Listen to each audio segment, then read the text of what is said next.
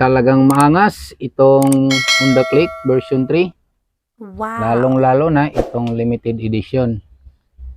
So for today's video mga idol, mayroon akong ipapakitang diferensya nito ano. What? Ayan oh, napakagandang tingnan niya. Pero pag sinisilip natin itong fender niya, boom! Ayan, makikita nyo kagad kabingi. Yan ang gagawa natin ng solusyon ngayon. So kung mayroon kayong Honda Click, mapa version 2, mapa version 3 man yan, at ganito rin ang problema, so para sa inyo talaga ang video na ito. So kung paano natin gagawin, sundan nyo lang ang video na to mga lods.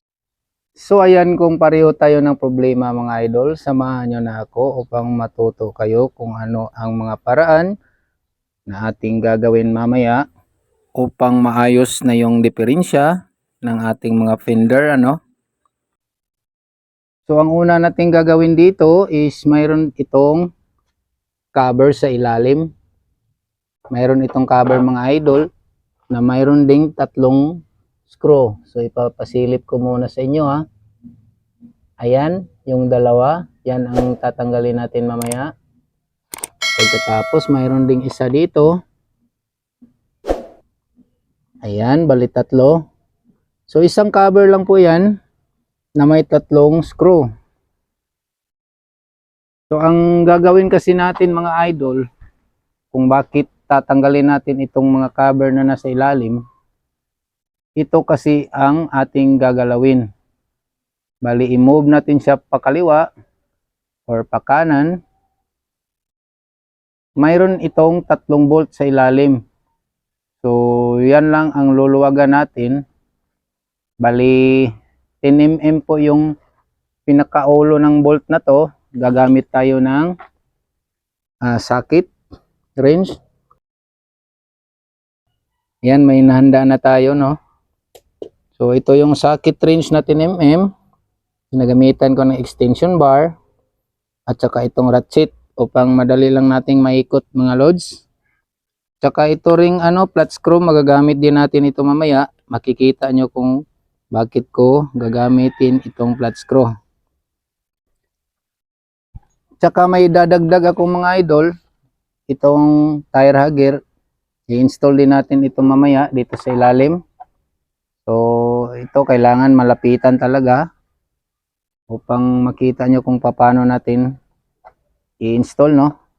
So napakalaking tulong nito sa ating mga fitting sa ilalim, lalong-lalo na yung mga injector dyan, iwas putik. So kailangan malinis palagi yan dyan para ma-maintain natin ang good performance ng ating mga motor, no? Okay, so dito na tayo sa ating screw, no? Natatanggalin natin yung bali tatlo na screw na pinakita ko sa inyo.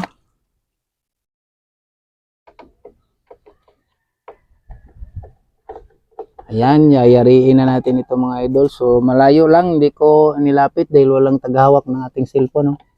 Medyo nahihirapan tayo pag ganitong pinakamababa na na pag-aayos natin.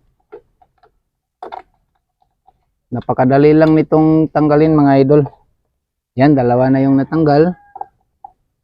So kukunin natin itong pangatlo.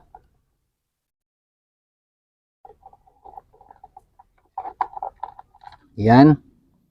So bali hindi mo pa rin ito matatanggal ng lubusan. So diyan na papasok itong ating flat screw. Kaya ilapit natin ng kaunti.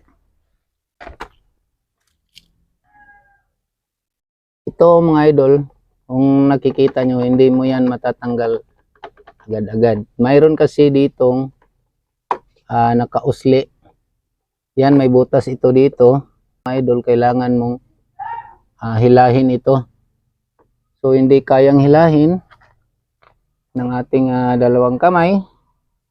Kaya papasok na yung flat screw, no? So ito na siya.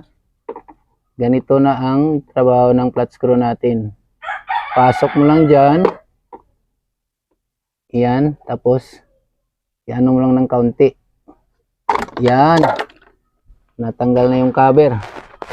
So ayan, makikita na natin itong tatlong bolt na digis. Yan, ito yung tatanggalin natin. Or hindi mo tatanggalin, luluwagan lang para ma-move itong bar na ito. Pang ma-adjust na natin itong fender natin, no. Okay, luluwagan na natin yung tatlong bolt dito sa ilalim, no. Yung umahawak dito sa bar na ito. Upang ma-move natin siya pakaliwa o pakanan, mag-adjust tayo upang ma-align natin ito dito sa ating sinturo ng gulong. So ayan, magagamit na natin ang ating 10mm na socket range. So bali hindi mo talaga ito tatanggalin, luluwagan lang natin ito mga idol. Huwag mong ididiretso yung pagtanggal dahil mahihirapan tayo. Baka malaglag pa ito. Baka malaglag pa yung nito, no? Itong bar na ito. Luwagan lang natin ng kaunti.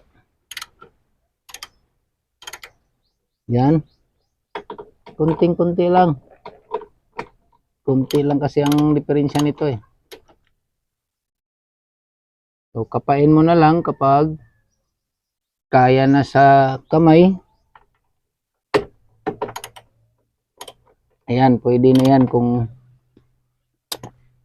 kaya nang maikot yung bolt. So, kaya na yan. O, ayan, gaya niya, no? Kita niyo ba mga lods? Ayan, nagagalaw-galaw na siya. So, pwede na natin itong i-adjust. Pero kapag hindi nyo nakukuha dito mga idol, mayroon pa rin isang paraan. Or dalawa pa nga eh. Kasi ito, ang iba, ito yung ina-adjust nila. Mayroon kang tatanggalin dito sa ilalim. O, ayan, tatlong bolt. Tsaka ito, matanggal ito eh. So, hindi ko nagagamitin yung na yun, yung pamamaraan na yun. So, ito na lang gagamitin ko. So, ang pangatlong paraan, kapag hindi natin nakuha talaga yung alignment dito, naalala nyo yung dalawang bolt dito or tatlo, maglagay lang kayo ng washer sa isang bolt. Halimbawa, pag ganun yung tabingi ng fender nyo, so, itong bolt na ito, yung doon banda, yung lalagyan mo ng washer. Nang sa ganun, pumantay siya dito sa ating gulong. Pero ito, susubukan muna natin. Baka makuha na natin sa pag ganun lang. Hindi na tayo maglalagay ng washer. Sana naman. I-align ko na. Papakita ko na lang sa inyo kung okay na ba yung trabaho natin.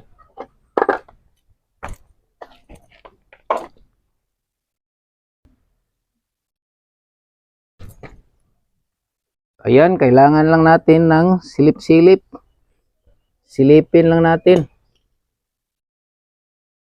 So, ito yung pinaka-reference natin sa ating fender. Ito yung pinaka-sintro.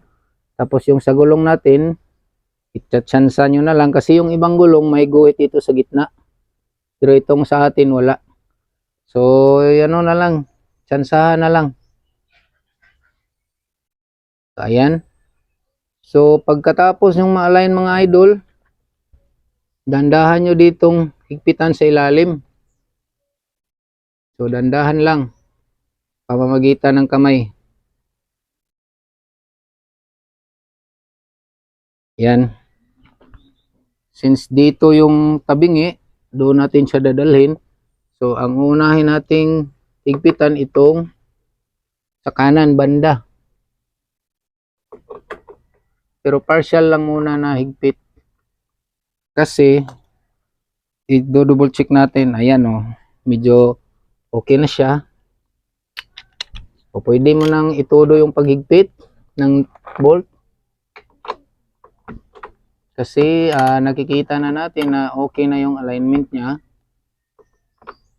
Tapos yung kabila naman, higpitan din natin. Ganun lang kadali itong problema na ito. So, kapag tabingi kasi yung fender natin, nawawala yung kaangasan ng motor natin, no? Ang ganda pa naman ng puwitan ng motor na ito. Ito nga yung pinaka gustong gusto ko sa motor na to, yung pinakalikod na part niya. Dahil dito, at saka yung maangas talaga ang forma nito mga idol. So double check nyo lang kung okay na ba siya. Ayan, mukhang okay naman. So higpitan nyo ulit ng mahigpit para hindi na siya magbabago sa tuwing nagbabibrate itong ating motor or ang makina ng ating motor. Ayan, final na ito. Sana na-gets nyo ang technique ko pag masolve na yung mga problema nyo, no? Dahil ang pangit kasi tingnan, no? Natabingi yung ating fender. Yun. Papasilip ko sa inyo ha kung okay na ba siya.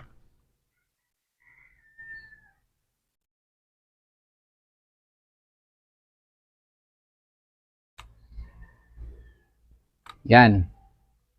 Oh, kuha na. Kanina ang layo eh. Ayan oh. Oh, ganda na niya tingnan mga lods. Yan oh. Oh, yan lang, ganun lang kadali.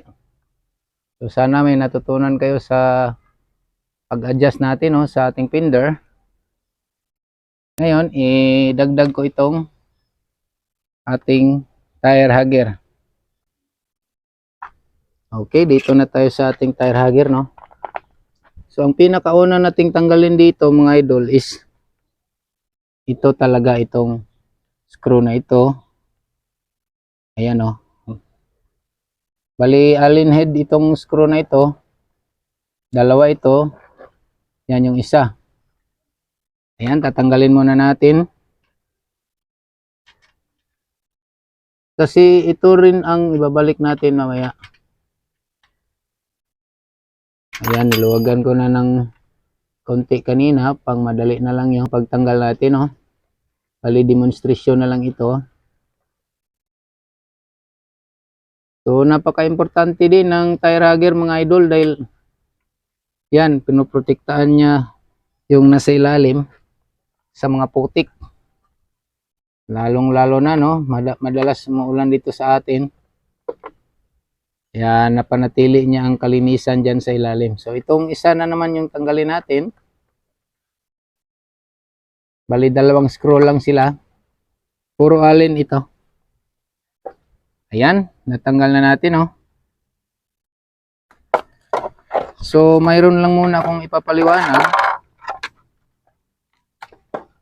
Ito pala ito, oh. Ito yung itong bolt na ito, kung nakikita nyo, mayroon siyang bilog sa gitna. Ayan, yung pinaka spacer niya, no? So, sa ating tire hugger mga idol, mayroon din itong bilog, pabilog. Bali, yung isang butas, ito yung silipan natin ng ating coolant. Ayan, ready na talaga. Buti na lang mayroong binibintang mga ganito. So ito talaga kailangan may pasok mo dito, no? Ito yung kailangan may pasok mo talaga yon. Ayan o, yung lapat na lapat talaga, no? Kailangan lapat na lapat talaga yung pinakaulo ng screw sa ating tire hugger upang hindi mapasukan ng tubig itong screw or itong thread upang maiwasan natin ang pagkakalawang niya. Okay. Huwag nyo na lang tanggalin itong itong lumang cover ng ating gulong. Ayan, napakaiksi lang talaga, oh. Kaya lalagyan natin siya ng tire hugger upang matutulungan siya sa pagprotekta sa ilalim, no? So, ayan. Itapat nyo lang dyan sa lumang butas.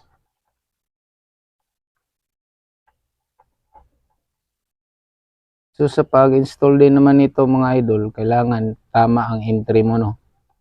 Kasi kapag mali ang entry mo sa bolt, tapos pinipilit mong higpitan, may tendency na magka-loose thread. Nako, mahirap pa naman maghanap ng mga bolt ng motor na ito. Lalong-lalo na yung mga stock na bolt, no? Ayan, oh, dapat dandahan lang. So, dapat unahin mo dito sa pag-install kasi kailangan mo talagang maipasok yung pinaka-spacer ng ating bolt dito sa ating tire hugger. Ayan, oh, ano lang, idiin mo lang ng kaunti, pataas pababa. Yan, upang ano talaga siya, pang papasok. Kasi kapag matigas pa yung screw sa pag-ikot natin, ibig sabihin yan mga idol, hindi talaga siya pumasok sa butas. So ayan, malambot na naipasok natin. Ang ibig sabihin yan, pumasok talaga siya sa butas ng ating tire hugger. So yan, higpitan na natin siya ng maigi dahil nakuha na natin yung gusto natin na lapat talaga yung pinakaulo nitong screw dito sa ating tire hugger. Nang sa ganun ay maiwasan natin ang pagkabasa ng mga thread, no? Kasi pag nababasa yung thread, may chance na kakainin siya ng kalawang. So ang mangyayari, natatanggal pati yung tire hugger natin kasi malakas ang vibration dito. Yan, so higpitan lang natin ng maigi dahil yung ibang nagkakabit ng tire hugger is nababali or napuputol dahil sa vibration ng makina. So kailangan itchansa mo lang talaga rin yung paghigpit, baka rin mabiyak yung tire hugger natin kasi plastic lang ito. Plastic lang ito mga idol, pero napakagandang quality ng plastic nito. Makapal, saktong-sakto lang talaga siya.